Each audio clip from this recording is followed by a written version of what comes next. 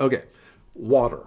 The bare minimum recommended is 1 gallon of water per person per day. So if you have 3 people in your household, you need at least 3 gallons of water a day. This is for drinking and for minimal hygiene purposes, brushing your teeth, washing your hands, but a very, very minimum of 1 gallon per person per day. And if you can, they really recommend going 2 or 3 gallons per person per day. So you can buy those, the 1 gallon water jugs from Walmart or Kroger or HEB or any of those places, the thin plastic. The problem I found with those is if you store them for any real long period of time, excuse me, I had a really good supper tonight. If you store those 1 gallon jugs of water for any length of time, a lot of them start to leak, which first will ooze water all over your closet or wherever and causing problems there. And two, when you go to get the water, they're no longer there. So if all you can do is get the 1 gallon water jugs, at least try and find a plastic bucket or tub to set them in. So when they do start to leak, at least the water doesn't go all over and soak your carpet or wherever. You want to at least keep that leaking water contained. And then just keep an eye on it, at least once a month, ideally less than that, but at least once a month, just go and peek, check your water. If it's already dropped like 2 inches, you go, okay, I need new water here. So real convenient, the 1 gallon jugs of water, you can buy just, what you need for your family for 3 days, but be careful. They're not good long-term storage. For long-term storage, I have them listed here. I really like the Aquatainers. And so this is one. This is a 2.5 gallon one. I have several of these, normally filled with water. I actually upgraded to, just because I like these, but I upgraded to a 55-gallon tank of emergency water. So these are empty currently. But if a hurricane was coming, I would fill these up with water. You betcha. Oh, there was my Minnesotan. So 2.5 gallons. The weight once filled. Yeah, so these are almost 17 pounds once they're filled. So they're relatively heavy, but they have a spigot here.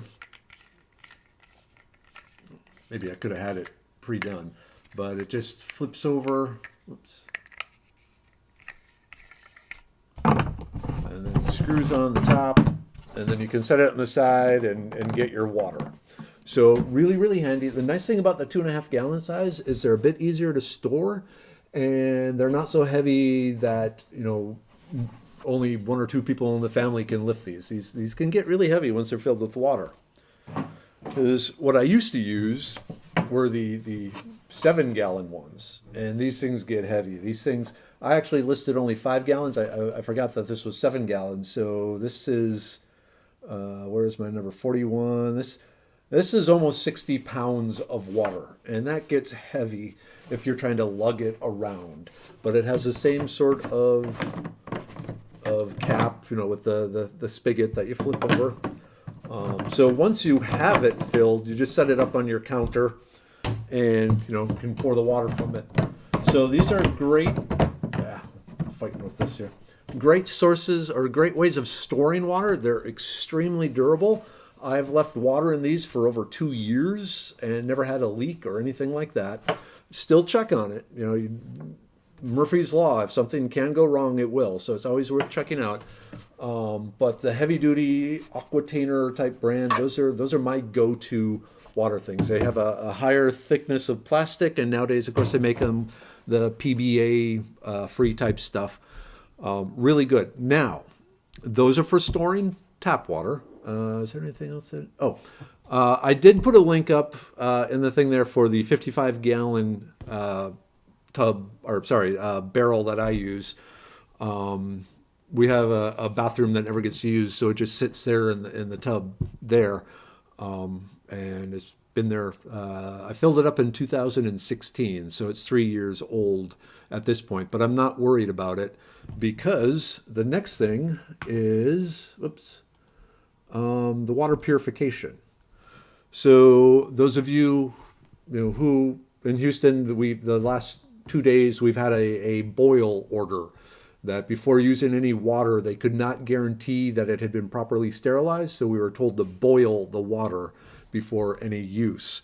And I'll tell you right now, boiling water, it takes time. You have to watch it. It's kind of dangerous. And to boil the amount of water that you need, you are boiling gallons of water. And if you're boiling gallons of water when there's no power, that becomes difficult.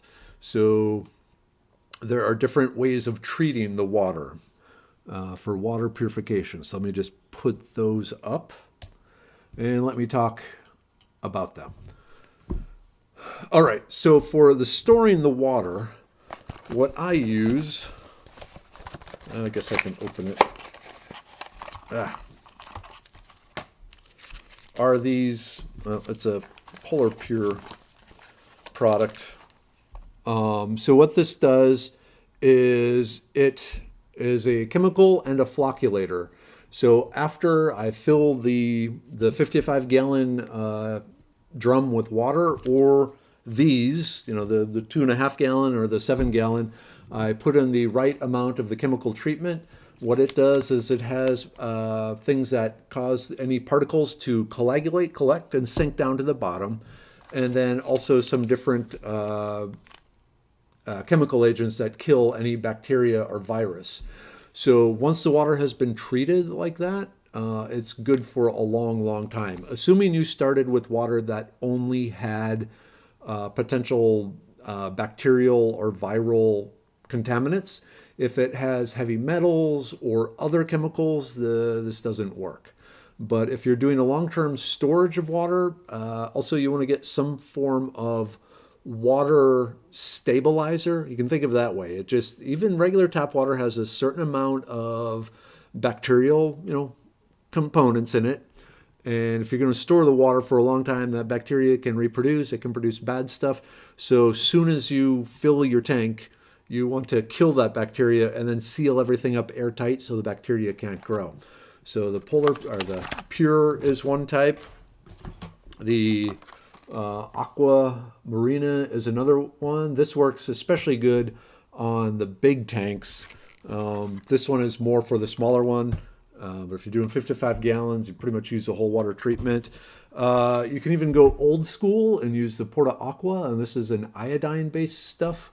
I will warn you, the iodine-based stuff does make the water taste terrible. Usually, one way of getting rid of that is you mix some crushed up vitamin C tablets in just before you drink or use water treated with the Porta Aqua. And that will remove the iodine flavor. But the Porta Aqua, it's considered one of the most powerful as far as disinfecting the water. But like I said, it also leaves the water tasting terrible. And especially for long-term storage, the iodine can also start attacking the plastic. So this is, again, more, you have the water stored here. You take out, a gallon, and then you put the proper number of drops of this in there, let it sit for 30 minutes, let it kill everything in there, then add the vitamin C, and then the water is good to go. So that's one way. The different sort of chemical sterilization products are really good for bacterial and viral contamination. But like I said, they do nothing for heavy metals, pesticides, industrial chemicals, things like that. All right, quick look here. Diane, good question. What's the best way to treat well water before storing it? I would go, if you can store a lot of water, go with the Aqua Mira water treatment drops. These are really designed for wild water. So if you're out like backpacking or you're a missionary or something like that, using, cow pond water, these are designed to treat that. And then also, but in a way that is non-damaging to the container or any other things that the water may come in contact with. Are number 2 plastics suitable for long-term food storage? Kevin, I can't remember off the top of my head which plastic number 2 is, so I am going to put that question aside. Yeah, Kyle, you could use a 5-gallon glass carboy if concerned about leaching. I knew someone was going to ask that. Yes, you could, but glass is as wonderfully free of chemicals as it is, I feel is too fragile for a grid down situation. If the only water you have is in that container and it's glass, and like I said, Murphy's Law, something, it's real easy for, something bad to happen. You've suddenly lost all your water, plus you have glass shards all over the floor. So is from a purely survival point of view, 72 hours drinking from plastic, you'll be fine. And a lot finer than if you didn't drink at all. So that's my own personal feelings. But again, this is all supposed to just help you understand the basics of what you should have, and then each family makes a decision as to how they're going to, store the water, the food, and that sort of thing. So, okay, so chemical treatment of water is great, but also modern technology, especially for backpackers. And I have my system here. If you don't want to use chemicals, you also have the opportunity, and you can see I have multiple layers of protection. Different filter units. So, oops, I have to see here. So this is a micropore filter. This one is made by Sawyer, and I put a link up there. So you can just use this as a straw. I mean, it has the little straw connection. I don't want to touch, I'm trying to keep it as clean as possible. You stick the straw in, you start sucking through, this end, and just suck up the water. I mean, this is, again, designed for backpackers that are, cow pond, stock pond, excellent, water. So again, it takes out bacteria. It does not take out virus, but viruses, for the most part, in the United States water system is not an issue. Now, if you're off other parts of the world, you can run into it, measles and so forth. But generally the North American continent, the surface water is generally considered free of harmful viruses. So, like I said, this won't filter out viruses, but it will filter out the bacteria. But again, it will not take out any sort of chemical contamination. The other nice thing about this is you can also set it with a gravity feed, with a tube running, to the faucet here, and just set, this here. Let the water. I need another hand. Let the water just drain slowly through here and collect it in a second container. So you don't even have to sit there overnight or watch it or anything. You can just let it drain. Well, you can let it drain overnight. But this is really handy. The nice thing about this is, like, even with the issue we had here in Houston with the broken water main, something like this would take care of the issues. Like anything that would be taken care of by boiling will be taken care of by filtering too. So the boiling, it just kills bacteria. This just filters the bacteria out. So really, really good thing to have. Like I said, I have several of these in all my kits, my get-home bag, and my cars, and the wife's car, and Merriwether's car, and all that. So just another way of purifying water. Maybe put this back together. Matt Brast. So you prefer Sawyer over Life Straw? I consider them equal. I just happened to get a really good Amazon deal on the Sawyer. I have both. In the cars, I know I have Life Straws. In the kit here, I have the Sawyer, just because you can hook rubber tubing to either end of it and set up a gravity type feed. Whoops. Sorry, turn that around. So you can just put tubing there and there, hook it to the big carboy, and let water drain through. If for some reason you need to purify rainwater or pond water or something like that. But as far as those go, I consider them interchangeable. It's whatever happens to be on sale on Amazon that week. So yeah, the chemical purification, like the Porta Aqua or some sort of filter type thing. Either of those will work to get the water back to a drinkable, cookable, washable state. Like I said, as long as there isn't radioactive fallout or some sort of poisonous chemicals in the water. As far as taking care of chemicals, there are systems that can do that, but they are advanced level type stuff. They're not something you need in a 72-hour kit. especially if you have some water stored that you can still have, to drink at least. You may not be able to wash very well, but at least you'll have something to drink. But definitely store water, number one on the list. Okay. Quick check of questions. Yep, MSR water filter, it works. Yeah, there's a bunch of different types of water filters. The ones with pumps are really good because you can usually get a lot more water in a short amount of time than you can by sucking through a straw. So that's really good. There's gravity fed ones. Like the Sawyer, it's like, I don't know, $14, something like that, all the way up to these really nice pump systems that are multiple hundreds of dollars.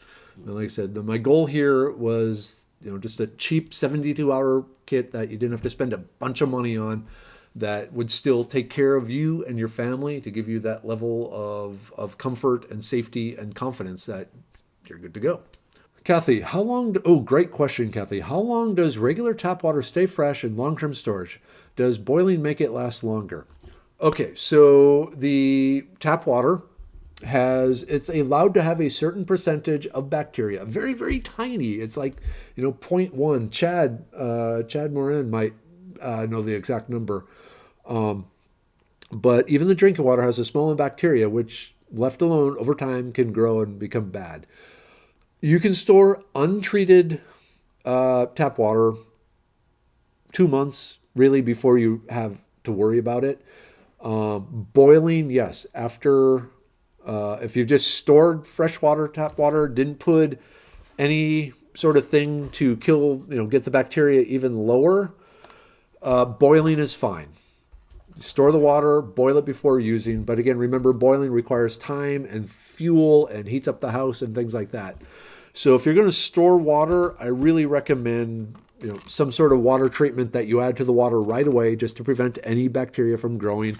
Then you don't even have to worry about it. Yes, Curtis, also the hot water tank. If there's still water up in your hot water tank, I'm pointing up because our hot water heater is up in our attic, and in the 20 years we've been in the house now, twice it has burst a leak. And the last time I didn't even bother to fix the ceiling. We just have an open hole in the ceiling. So, one of these days I'll get to what's the saying. You don't have to keep nagging a guy to fix something. Once a year is plenty. Just remind him once a year, and eventually he'll get to it. So yeah, there's that.